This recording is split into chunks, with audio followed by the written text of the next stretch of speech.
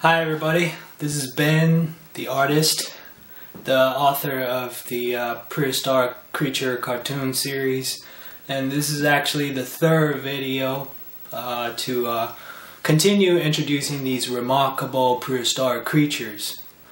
You know, I really want to bring them back to life and hope people start to learn these now extinct creatures, but they're just wonderful, remarkable dinosaurs and mammals. And actually, in this video, I'm gonna introduce some of these earlier works I've already finished. So in this one, it's all gonna be color. So I hope you really enjoy it. Okay, here we go. Okay, the first one. The first one is Smilodon, the saber-toothed cat, colloquially known, very famous. Once upon a time, roaming around the Americas. You know, actually, I have this. If you really caught one of these fossils, this is gonna be its claws. You know, a really ferocious, a feline carnivore. It's actually not related to lions and tiger, but a species of its own. Actually, the largest feline reptile. This is actually its tooth. You know, I got two of them. The real one would be like this. This is what it's famous for, saber-toothed cat. Smilodon. In Greek, it means, smilo means chisel. Don, as in dentist, means tooth. Smilodon. So these are quite ferocious carnivores that you don't want to come across with. These are more ferocious than today's tigers and lions. Just look at these teeth. Alright, it's really something. Okay. This is Brachiosaurus. Brachiosaurus is another huge dinosaur, as you remember from the second video. Just like the Diplodocus, all largest sauropods of that type of dinosaurs. Long necks, long tail. So like these toys, you know. Kids really love these sauropods. So this one is Brachiosaurus. As you remember, all of them are done by color pencil and pen.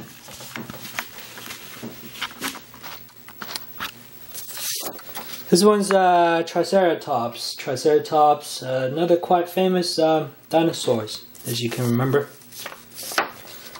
This is Spinosaurus. If you remember in part 1 of the video, you already saw it. It's all done by color pencil and pen. Spinosaurus is also a dinosaur, very large dinosaur. Alright, this is the most famous T-Rex, Tyrannosaurus Rex. As you can see, he's quite hungry and he's all drooling. Alright, this one is Stegosaurus. If you recall from part 2 of the video, that it's actually a herbivore, but with these very funny and yet mean-looking spikes. Alright, this is Thylacine. Thylacine is actually very interesting. It's actually a marsupial wolf. It's pouch wolf that actually just went extinct about the beginning of the 20th century. These marsupial creatures all went extinct, a lot of them. Now we only have left, what we have left is like kangaroos and koalas, bears. Oh, this one is interesting. It's called Paleotherium. Paleotherium is actually the ancestors of modern horses. And back then, during about 50-60 million years ago, during the time of Eocene, it's actually about the size of a cat. That's why I have these grapes over here indicating its size. And its hooves is not yet fully developed, so you can still see the claws. But it's actually the direct ancestor of horses today. This everybody knows, it's mammoth. Alright, this one's interesting. It's called Homo habilis. It's actually one of our distant relatives, actually. Homo habilis is also a caveman. Look, actually, I actually made a similar stone tool, a spear, that you know these people use regularly. with stone tips. But actually in here he's just got a sharpen up spear with wood. These guys are quite successful hunter-gatherers. They predated Neanderthals and modern Homo sapiens. They actually had a good few tens of thousands of years. This is Neanderthal, you know. If you recall in part 2 of the video, I mentioned that I gotta give each one of them a unique character. So he's just feeling haughty and gratifying because he finally caught a hare, caught a rabbit. Alright, this is Gigantopithecus. Gigantopithecus is like the real life of King Kong. Back during the time of Homo erectus, they're really the guys of King Kong. You don't want to come across with one of those. They're just mean. Look, he's quite mean looking. Alright, this is Megalosaurus. Megalosaurus is sort of like a moose, but only about twice the sizes.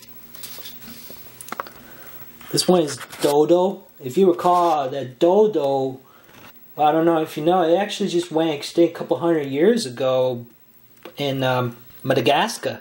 And actually these early European colonists did sketches of these flightless birds about the size of turkey. They're flightless and people eat them up and they went extinct just a couple hundred years ago.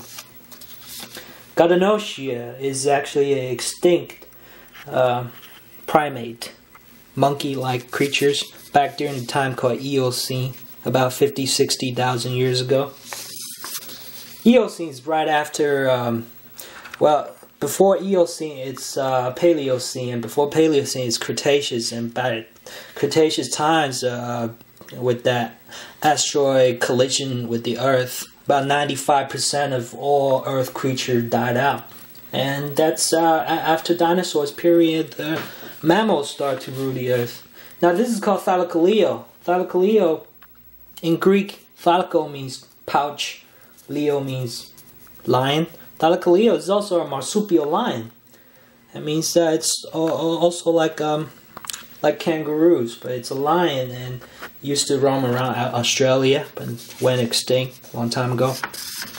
Alright, this fellow is actually our distant relatives, or our ancestor, Homo erectus. This is also our distant ancestor, and here I try to indicate his inquisitiveness. That's one of the defining feature of being human, is actually we're the most inquisitive people on Earth. And back during the time of Homo erectus, they already start to learn the manipulation of using tools like stones and clubs, wood clubs, and also they're the first one to learn to manipulate fire. That's why I have fire over here, and he's just being inquisitive. It's also a defining feature of how we end up becoming human today. This is a Paranthropus boisei. Paranthropus boisei is also our distant relatives, actually. This is a Homo habilis. Homo habilis is actually an early hominid that became quite successful. Some believe that it's actually the ancestor of Homo erectus, ultimately us, and they're being inquisitive because they learn how to scavenge and how to become the jack of all trades. Basically, that's also a feature of being humans, actually being versatile, being opportunistic, basically. So here he's just found a carcass, and even though maybe it's all just skins, and he learned to break up the bones and get the bone marrows and get all the proteins. Actually supports the function of the brain and basically give us a competitive edge.